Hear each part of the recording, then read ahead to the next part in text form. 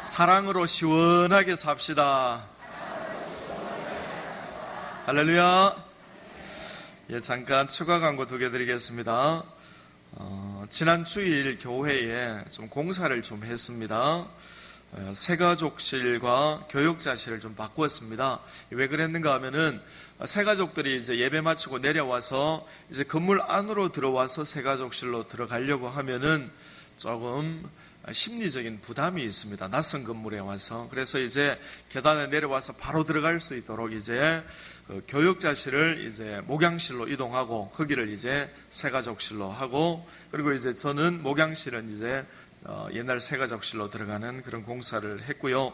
그리고 이제 중간에 있던 그 문짝을 좀 뗐습니다. 문짝을 떼니까 굉장히 좀 시각적으로 넓어진 감이 있습니다.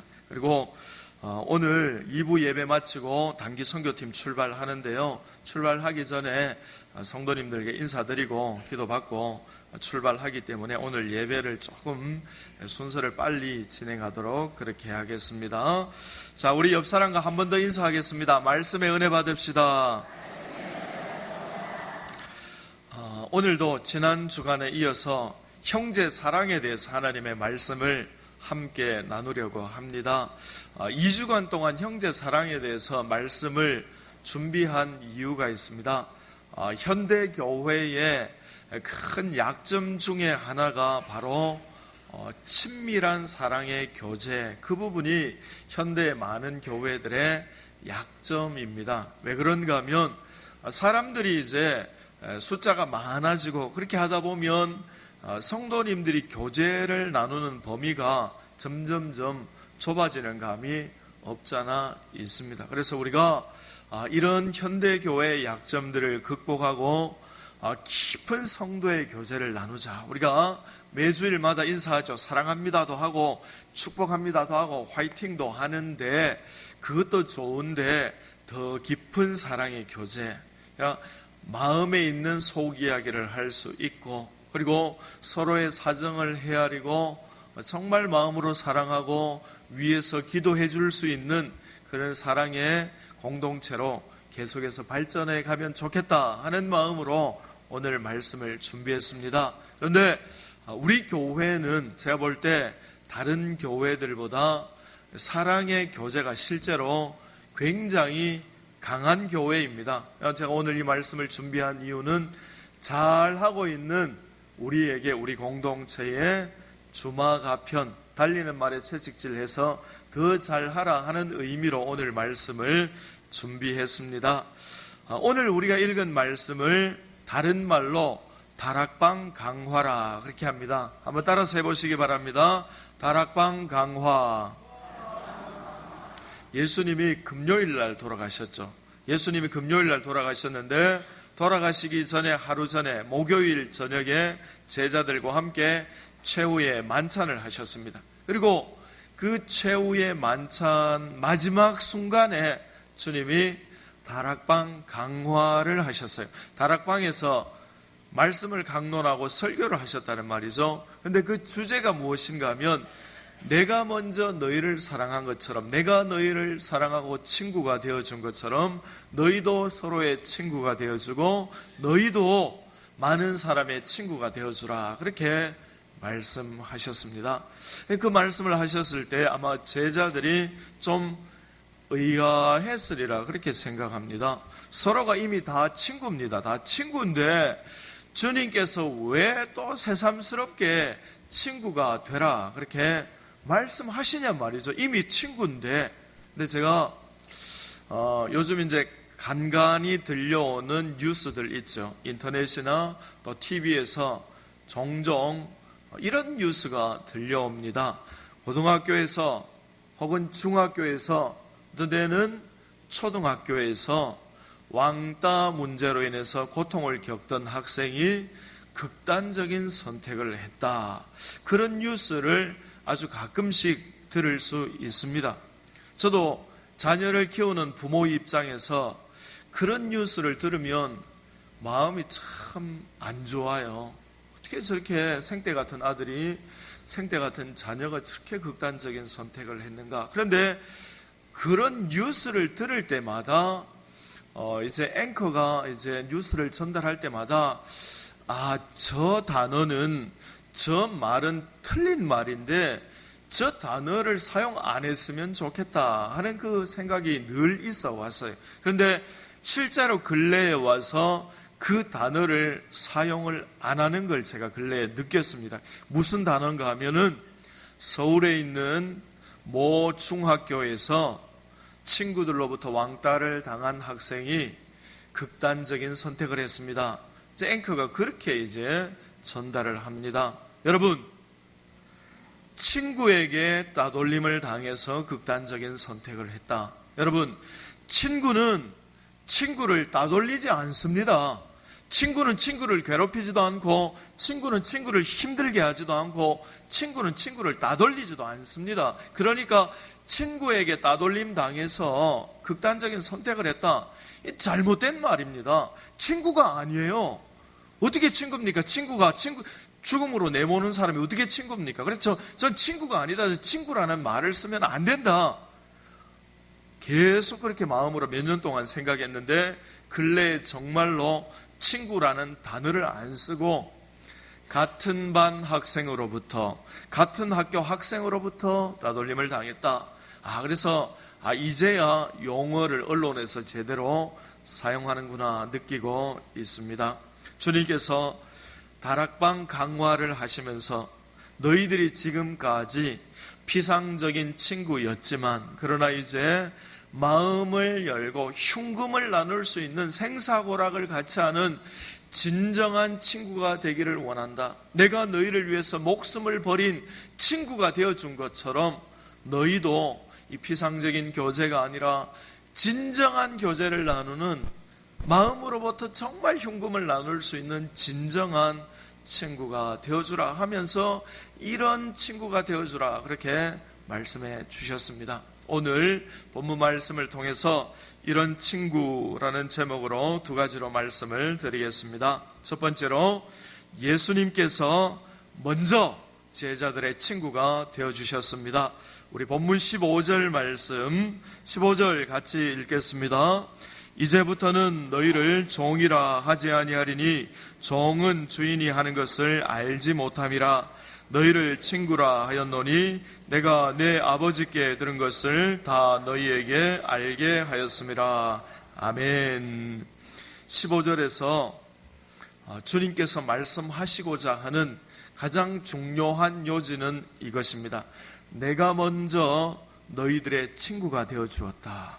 그러니 너희들도 이제 나를 따라 친구가 되라 하는 것입니다. 그러니까 주님이, 예수님께서 제자들의, 우리들의 친구가 먼저 되어 주셨다 그렇게 말씀하고 있습니다. 예수님이 제자들의 먼저 친구가 되어 주니까 그 한없는 사랑을 받은 제자들이 예수님을 향해서 이제 목숨을 내놓고 예수님을 섬기는 사람으로 변화되었습니다. 여러분, 성경에 보면 각 장마다 유명한 장에 별명이 있습니다. 고린도전서 13장의 별명이 무엇입니까? 사랑장이죠. 사랑장. 사랑은 이렇게 하면서 사랑에 대해서 많이 말씀하죠. 여러분, 히브리서 11장은 무슨 장입니까? 믿음장. 믿음은 이렇다 하고 이제 믿음에 대해서 쫙 설명을 하죠. 그런데 유명한 절이 있어요. 여러분, 황금률이라고 들어보셨습니까? 황금률. 이제 마태복음 7장 12절의 말씀입니다. 마태복음 7장 12절을 왜 황금률이라 그렇게 하는가 하면은 하나님이 창조하신 이 인간 세계에서 사람과 사람과의 관계, 대인 관계의 가장 기본이 되고 근본이 되는 법칙, 변하지 않는 법칙이기 때문에 그것을 황금률이라 그렇게 말합니다. 하나님이 사람을 창조하시고 사람 세계를 창조하셨습니다. 그렇기 때문에 하나님이 만드신 이 황금률, 대인관계, 인간관계의 가장 근간이 되는 이 황금률대로 살기만 하면 누구든지 다 대인관계의 달인이 될 수 있다 그렇게 말씀합니다. 요즘 서점가에 나가보면 원만한 대인관계를 위해서 어떻게 생활을 해야 되는가, 또 또 어떻게 하면은 자기를 개발해서 좋은 관계를 유지할 수 있는가, 이런 자기 개발서들이 홍수처럼 밀려옵니다. 그리고 그것만을 집중적으로 연구하는 연구소들도 엄청나게 많이 있습니다. 근데 여러분, 그런 책 한 권도 안 읽어도 괜찮습니다. 왜요? 인간관계를 창조하신 하나님이 황금률을 만들어주셨어요. 마태복음 7장 12절만 기억하면 내가 어떻게 하면 평소 인간관계를 잘할 수 있나, 어떻게 하면 좀 대인관계를 원만하게 할 수 있는가, 이렇게 고민하시는 모든 분들의 고민이 한 번만에 다 해결되어질 수 있습니다. 여러분, 한번 따라서 해보시기 바랍니다. 남에게 대접을 받고자 하는 대로 너희도 남을 대접하라.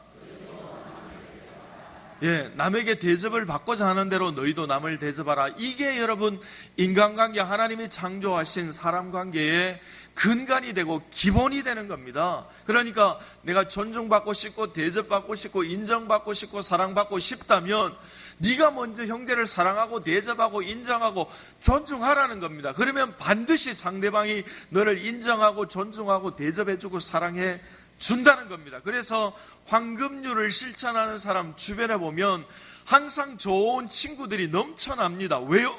내가 먼저 황금률을 실천했으니까 상대방도 이제 나에게 그 사랑을 실천하게 되는 줄로 믿습니다.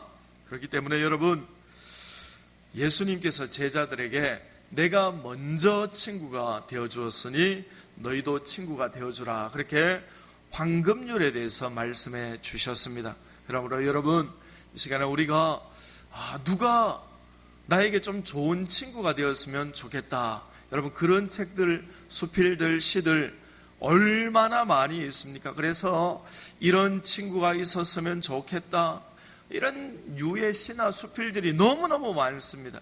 그런데 내가 이런 친구가 되어야겠다, 내가 이런 친구가 됐으면 좋겠다 하는 그런 글들은 찾기가 쉽지 않습니다. 성경에 뭐라고 말씀하십니까? 주님께서 내가 너희의 친구가 된 것처럼 너희가 먼저 마음의 문을 열고 황금률을 따라 먼저 친구가 되어라, 그렇게 말씀해 주셨습니다. 우리가 먼저 좋은 친구가 되면 모든 사람들이 좋은 친구가 될 수 있습니다. 그러므로 여러분, 저와 여러분이 먼저 마음의 문을 열고 먼저 사랑하고 먼저 다가가고 먼저 용납하고 먼저 관용함으로 먼저 친구가 될 수 있는 저와 여러분 되시기 바랍니다. 마지막으로 예수님은 친구를 위해 목숨을 버리셨습니다. 우리 13절 말씀, 13절 한 번 더 같이 읽겠습니다. 사람이 친구를 위하여 자기 목숨을 버리면 이보다 더 큰 사랑이 없나니. 아멘.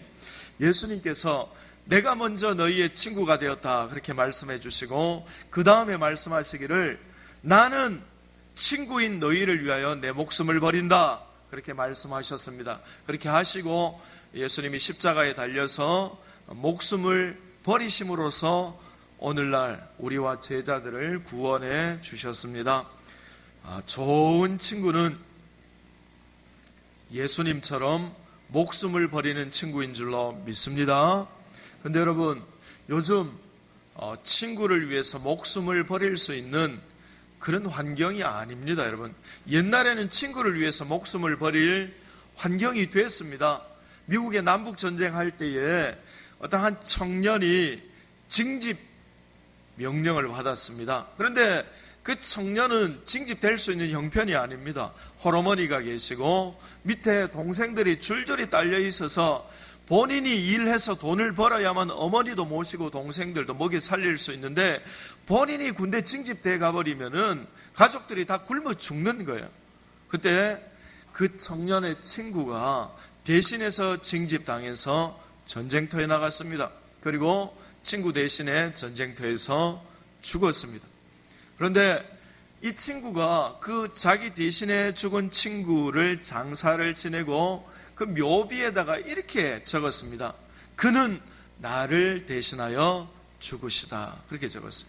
그는 나를 대신하여 죽으시다. 그렇게 묘비에 적었습니다. 근데 여러분, 옛날에는 그런 일들을 할 수 있었는데요, 요즘은 그렇게 할 수 있는 시대가 아닙니다. 여러분, 뭐 친구를 위해서 목숨을 버릴 만한 그런 일들이 없어요. 여러분, 그렇다고 친구가 원치도 않는데 목숨을 막 던질 수 없잖아요. 그럴 환경도 아닌데 목숨을 던질 수 없잖아요.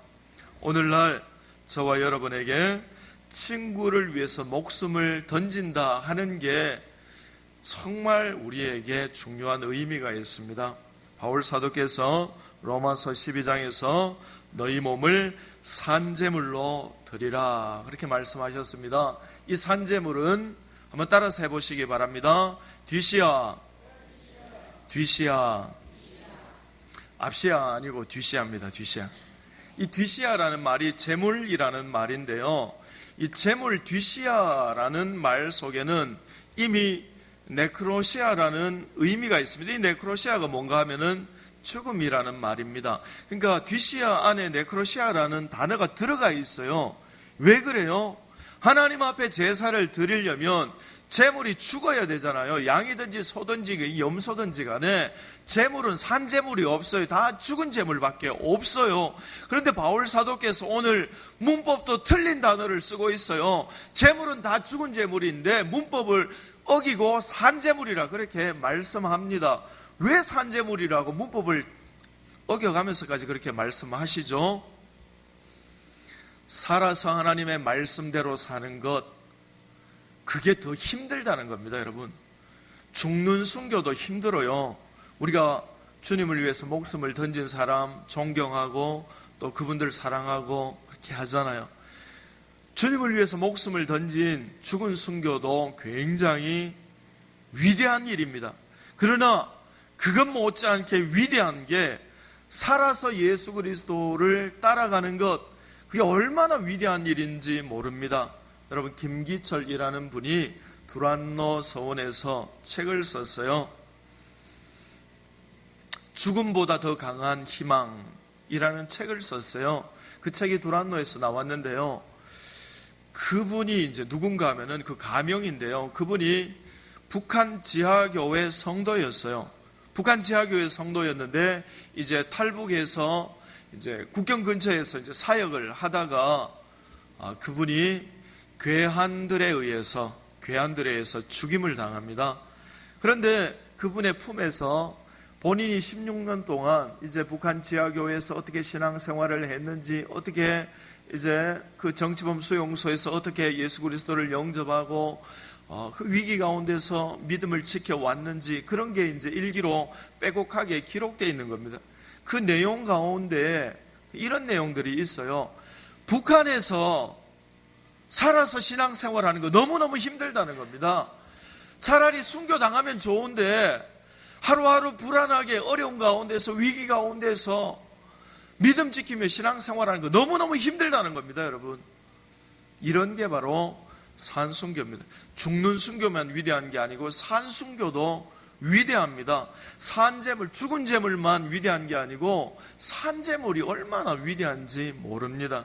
여러분, 오늘날 친구를 위해서 목숨을 버린다 하는 것은 산제물, 산순교가 되는 것입니다. 오늘날 친구를 위해서 목숨을 버린다 하는 것은 우리 속에 있는 본성, 형제를 사랑하기 어려워하고 힘들어하고 하지 않으려고 하는 이 본성을 어기고 사랑할 만한 자격이 없는 형제를 사랑하는 것, 이게 여러분 산제물이고 산순교가 되는 겁니다. 나의 이 작은 그릇으로 저 사람을 용납하지 못하는데, 이 내 작은 그릇으로 저 사람을 용납하면 내 그릇이 깨져버리는데, 그럼에도 불구하고 믿음으로 주님 의지하고 사랑하고 용납하고 받아들이고 관용하는 것, 그게 순교입니다. 그게 형제를 위해서 목숨을 버리는 겁니다. 여러분, 그렇기 때문에 사랑하기 힘든 형제가 있을 수 있습니다. 용납하기 힘든 형제가 있을 수 있고, 그럼에도 불구하고 나의 그 본성을 누르고 먼저 믿음으로 용납하고 사랑하고 관용하고 받아들여주고 그 형제를 위해서 기도하는 것, 그게 여러분 산제물이 되고, 여러분 그게 산순교가 되는 겁니다. 저에게도 그런 사람들이 있습니다. 여러분, 제가 신앙생활하면서 생활하면서 지금까지 살아오면서 나는 다른 사람은 사랑해도 저 사람은 죽었다 깨도 못 사랑한다 하는 그런 사람들이 있습니다. 여러분, 아나무인이고 말이 안 통하고 인격이 안 돼 있고 기본이 안 돼 있고 받아들이기 힘든 사람이 있습니다. 그러나 나의 이 작은 그릇으로 하나님 저 사람 받아들이면 내가 깨져요. 그러나 주님, 믿음으로 한 번 더 시도해 보겠습니다 하고 나아가는 것, 그게 순교입니다. 여러분, 그게 산순교고 그게 산재물입니다. 여러분, 제가 2주 동안 형제 사랑에 대해서 말씀을 드리고 있습니다. 여러분, 제가 지난번에 섬겼던 교회의 친한 집사님이 저를 만나면 그런 말씀을 하세요. 목사님, 우리가 늘 사랑합니다, 축복합니다, 화이팅 하는데 그것도 좋은데 그런 피상적인 교제가 아니라 정말 마음으로부터 깊은 사랑을 나누는 그게 있었으면 좋겠어요. 만날 때마다 저에게 그런 이야기를 해요. 저도 그분이 무슨 말인지 알아요. 그래서 이게 현대 교회의 약점이구나. 그래서 우리가 이거를 넘어서서 우리 교회가 제가 볼 땐 평균 이상으로 잘하고 있습니다. 그러나 이 수준에 멈추는 것이 아니라 정말 우리가 더 깊은 곳, 주님이 오늘 우리에게 말씀하신 깊은 곳으로 나아가서 먼저 손을 내밀고 먼저 형제를 사랑하는 진정한 친구가 될 수 있는 저와 여러분 되시기를 주님의 이름으로 축원합니다. 기도하겠습니다.